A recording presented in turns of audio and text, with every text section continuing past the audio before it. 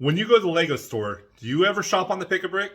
Let's talk about how you can make the most out of your Pick-a-Brick adventure. This is what we got at the Lego store.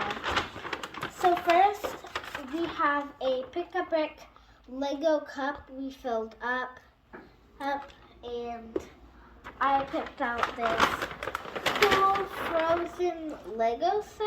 I think I will enjoy building. When you shop on the Pick-a-Brick, you're able to fill up a cup as full as possible with brick. As you can tell, there are a lot of different varieties. Here's a technique that I use to make sure I get the most out of my Pick-a-Brick cup. So let's see everything we were able to fit inside the cup.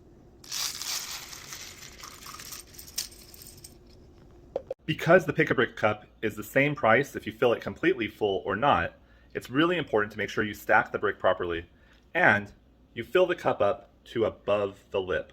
If you notice, I have bricks kind of sticking out. As long as the two edges relatively touch, usually your Lego store staff will support you. So let's look at how I stack the brick.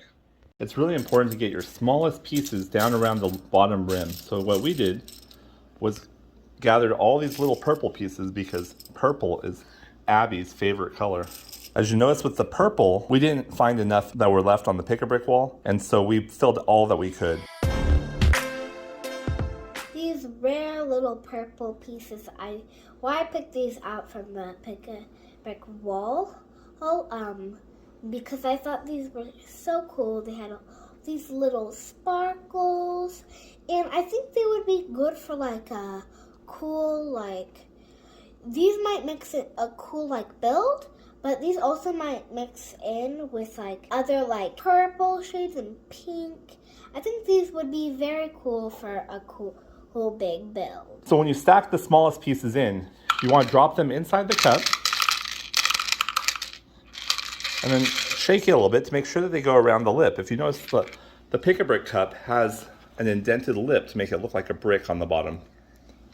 With that indented lip, you fill in the gap around the edges. Next, we chose a bunch of small plates that will also filter in really well along the bottom.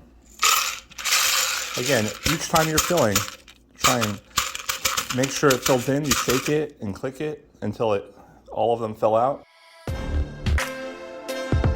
These gray, smooth pieces we like to call bumps.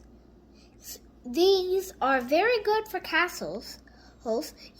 As long as you have a brick like this, you can snap on the back and you can have it hanging on the castle. With the gray plates, we'll fill these in just all around the bottom.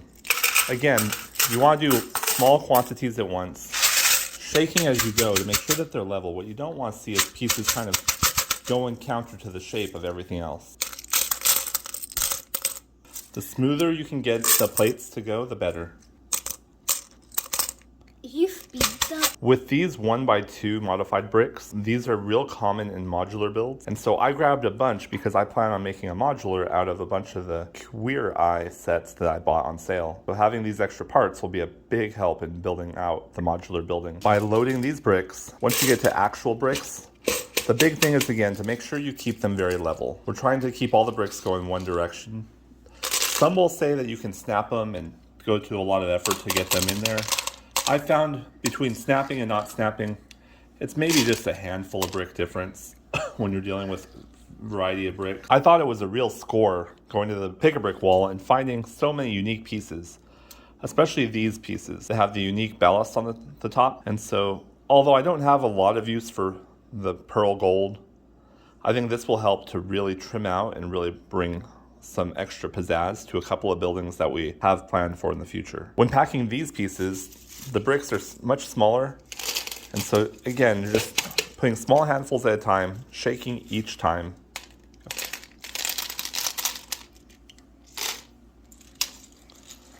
And it's always good to have a little helper with you. So as you look at the cup, you notice that you're going to see kind of the tiers of bricks going through it. But the goal is to just keep it as compact as possible. You need to push down a little bit on the center, but generally, all you have to do is shake it. These next pieces are a pearl gold flourishing piece. And again, I don't do a lot with pearl gold, but as we're getting ready for the new castle and the new Rivendell, I think this will help us to build some flourishes that can connect the two together. So these pieces are pretty good for like making princess carriages. And so since I picked a lot of parts that were really unusual shape, these ones are again just one that you simply level off and push in. This next brick was chosen because of how handy it is when building for buildings or modulars, because it allows you to be able to put a row of them together and make a flourish. And since it's the similar green color as the other ones, I think it will go really well with the white and green brick that I'm about to build with. If you notice, the top of the Pick-a-Brick cup is 2 bricks high and approximately 4, maybe 4.5 studs wide, depending on what you have available. So I was able to take this group of bricks here and build them up into the lid. To give it a firm foundation, I just used some plates, went from round to square, and I put a single row of brick. That way, when you drop it in the lid, it fits in there nice and smoothly with plenty of room to stack brick around the outside, which is what I did over here.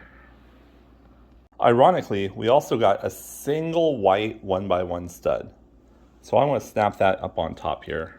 These last pieces stacked around the edge, 2 per side, and then the last pinnacle piece is just putting the lid on. I hope this gives you some ideas on how to better stack your Pick-a-Brick cups so that you'll be able to build with your kids like I am.